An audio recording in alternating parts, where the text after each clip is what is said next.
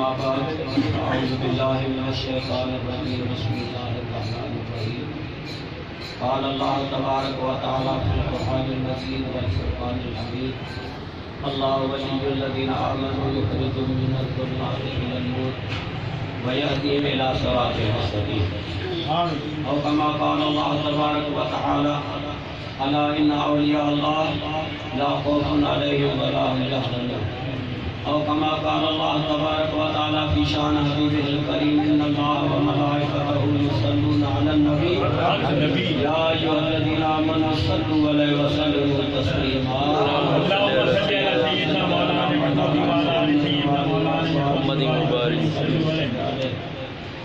تیری مدح کا ہر زباں غوث اعظم تیرا نام مومن کی جان غوث اعظم تیرے جد امجد اے نور الہی اے نوری تیرا خاندان غوث اعظم کوئی سن کے دل سے پکارے تو ان کو ابھی جلوہ گر ہو یہاں غوث اعظم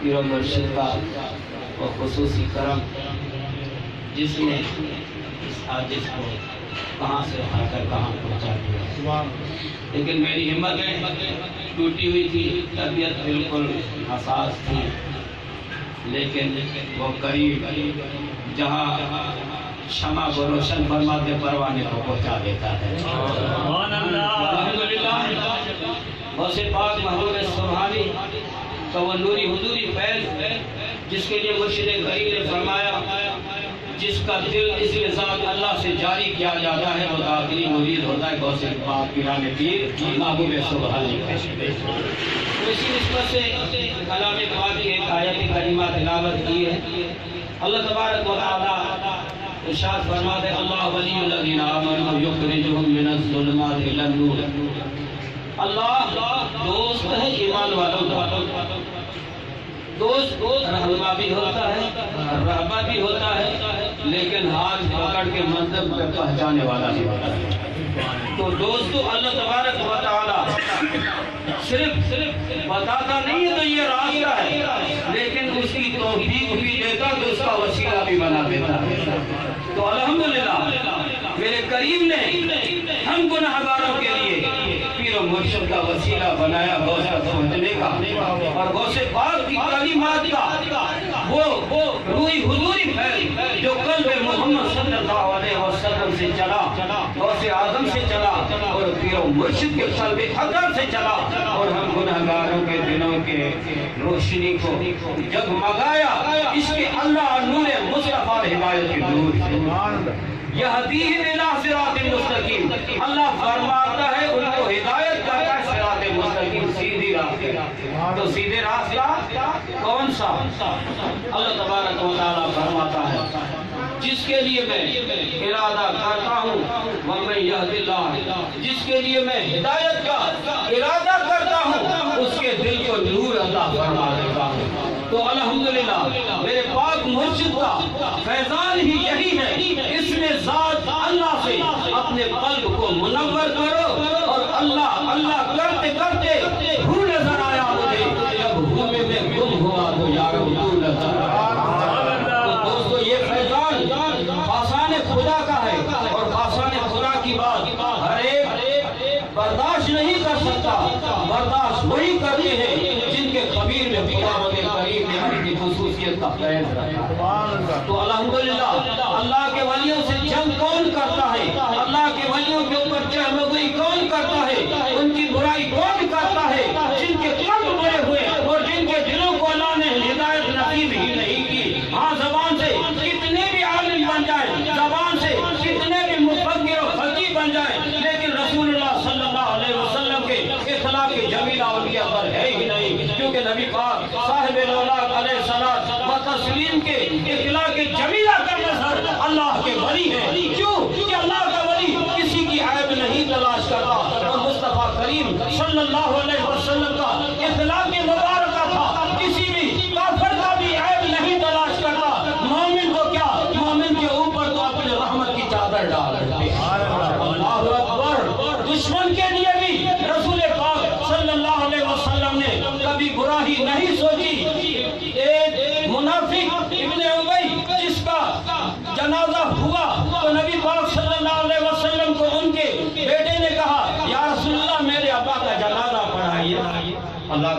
کہا کوئی بات نہیں میں پڑھاتا ہوں. فوراً جبریل امین آیا, اے محبوب صلی اللہ علیہ وسلم آپ اس کا جنازہ نہ پڑھائیں, آپ ان کے لیے استغفار نہ کریں, 100 مرتبہ بھی کریں گے اللہ انہیں نہیں بخشے گا کیونکہ یہ تیرا دشمن ہے.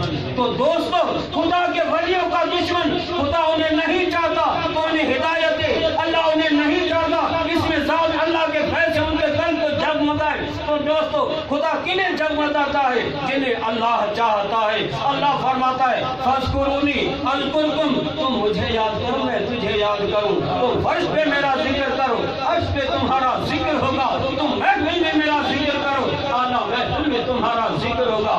تم بتاؤ کہ خداوند کریم نے یہ کون سی ہم نے وہ تقوی اور پرہیزگاری دیکھی جو ہمیں دنیا سے نکال کر اپنے ذکر میں بیٹھا؟ کوئی نہیں. لیکن ہمارے قلوب کو خداوند کریم نے اپنے نگاہ توفیق سے پاک کر کر پاک مرشد کی نسبت دے دیا ہے. دوستو اولیاء اللہ کی نسبت کبھی بھی انسان کو نقصان نہیں دے گی. ہاں دیکھو اگر کتا بھی ان کی صحبت میں آ جاتا ہے تو خدا انسان بن کر ان کو جنت میں بھیج دیتا ہے. ہاں نبی پاک صاحب الاولاد علیہ الصلوۃ والتسلیم نے جب منبر بنا تھا مسجد نبوی میں, اس سے پہلے کھجور کے درخت کے ساتھ کھڑے ہو کر رسول پاک صلی اللہ علیہ وسلم خطبہ دیتے تھے. جب منبر پہ تشریف لے گئے تو کھجور کا درخت رونے لگا, چیخے دھاڑے مار کر اللہ کے محبوب منبر سے چلے, سینے سے لگایا, فرمایا اے کھجور کا درخت تم کیا چاہتے ہو, تمہیں جنت میں ہرا بھرا کر دوں یا ابھی ہرا بھرا کر دوں قیامت تک تم پھل دیتا رہے؟ کھجور کے درخت نے کہا یا رسول اللہ میں جنت میں آپ کے رکھا کرتا ہے. تو دوستو جنہیں اللہ اپنا محبوب بنا دیتا ہے, اپنے محبوب بندوں سے ان کی نسبت جوڑ دیتا ہے.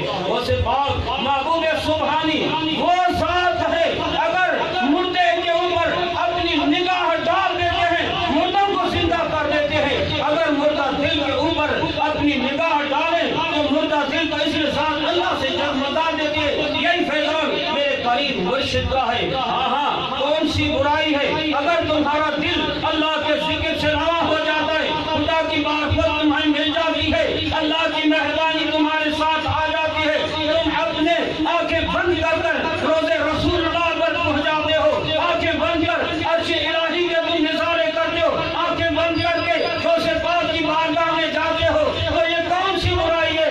نہیں, یہ تمہاری خصوصیت ہے کہ خداوند کریم نے آسان خدا کے ساتھ تمہارا رشتہ جوڑ دیا. آسان خدا کی بات ارے کہ سمجھ نہیں آتی. میاں محمد چھڑی شریف رحمت اللہ علیہ نے اس لیے نہ فرمایا تھا خاصا دیگل اماؤ کے نہیں مناسب کرنا, مٹھی کھیر پکاؤ محمد کتے آگے لے ڈھرنا. وہ دنیا دار کتے جن کے لیے نبی پاک صاحب الاولاد علیہ الصلوۃ والتسلیم نے فرمایا الدنیا جیفت المطالب حق الابل, یہ دنیا ملعون ایک مردار مرا ہوا جانور ہے, اس کو چاہنے والے کتے ہیں کیونکہ کتے کی عادت ہوتی ہے جتنا بھی مال ہو کھا نہیں سکتا لیکن دوسرے کو قریب نہیں آنے دیتا. تو دوستو وہ کتے بھونکتے ہیں کس کے اوپر؟ فقیروں کے اوپر. فقیر کا گناہ کیا ہوتا ہے؟ وہ سزا دیتے ہیں اللہ اللہ, کتا ہو ہو کرتا ہے. جب پڑوس کے کتے سنتے وہ سارے بھونک اٹھتے ہیں. تو دوستو کتے کے بھونکنے سے کبھی فقیر اپنا راستہ نہیں چھوڑتا. اللہ کے ولیوں سے دوستی رکھنے والے جان تو چلی جاتی ہے, اپنے ٹکڑے ٹکڑے تو ہو جاتے لیکن اللہ کے ولی کا ساتھ نہیں چھوڑتے. اللہ تبارک و تعالیٰ وفاداروں کو چاہتا ہے. اللہ تبارک و تعالیٰ وفاداروں کا نام عرش معلیٰ میں بھی لکھ دیتا ہے, اپنے محبوبین کے ساتھ بھی ان کا تذکرہ کر دیتا ہے. اللہ تبارک و تعالیٰ انہیں منفرد رکھتا ہے. فرشتے بھی جانتے ہیں, زمین والے بھی جانتے ہیں, عرش والے بھی جانتے ہیں, فرش والے بھی جانتے ہیں, تحت الثری کی مخلوق بھی جانتا ہے. جہاں ذاکر قلبی اللہ اللہ کرتا ہوا جاتا ہے, جس درخت کے پاس جاتا ہے وہ درخت بھی کہتا السلام علیکم یا عباد الصالح, خدا کے بندے تیرے اوپر سلام ہو.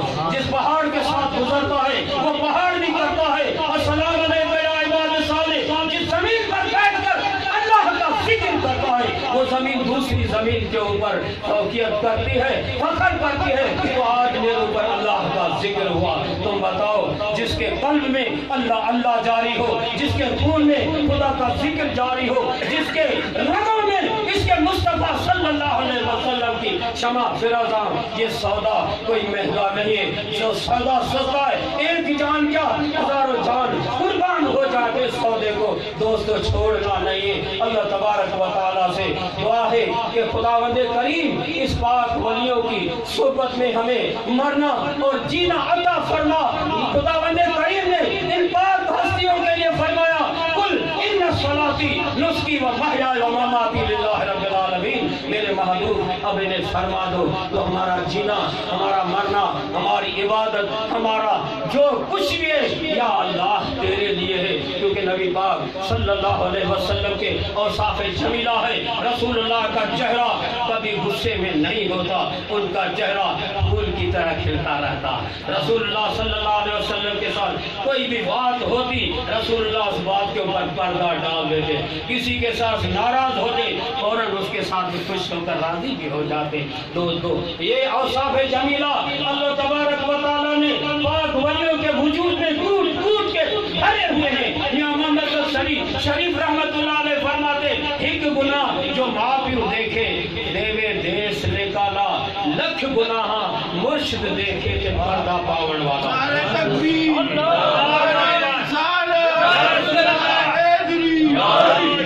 تو دوستو ماں باپ جنہوں نے چھوٹا سا بچہ پال کے بڑا جوان کیا، ایک گناہ دیکھے تو اس کو گھر سے نکال دے، لادوا کر دے، لیکن مرشد ہزاروں گناہ ہوتے ہوئے بھی تمہیں سینے سے لگا کے یادہ معاف فرما۔ تو دوستو یہی خداوند کریم نے اپنے پاک محبوب بندوں کی اخلاق جمیلہ میں لکھا ہے، حدیث قدسی میں آتا ہے تخلقوا باخلاق اللہ، اللہ کے اخلاق اپنے اندر پیدا کرو۔ اللہ اللہ کرنے والے ہو، اللہ کے اخلاق اپنے اندر پیدا کرو۔ اور نبی پاک صلی اللہ علیہ وسلم کے لیے خداوند کریم نے فرمایا ان فی رسول اللہ اسوہ حسنہ، میرے محبوب کے اندر یہ اسوہ حسنہ ہے، اگر اس کے اوپر تم عمل کرو گے تو خداوند کریم اپنی رحمت کی چادر میں تمہیں لپیٹ دے۔ اللہ تعالیٰ سے دعا کرو تو جیسا ہمارا خداوند کریم نے ظاہر رکھا ہے ایسا باطن بھی ہمارا سنوار کر اور پاک مرشد کی بارگاہ میں ہمیں سرخروئی عطا فرمائے اور اپنی بارگاہ میں ہمیں قبول فرما کر ان پاک ولیوں کی نسبت میں زندگی اور موت عطا فرمائے۔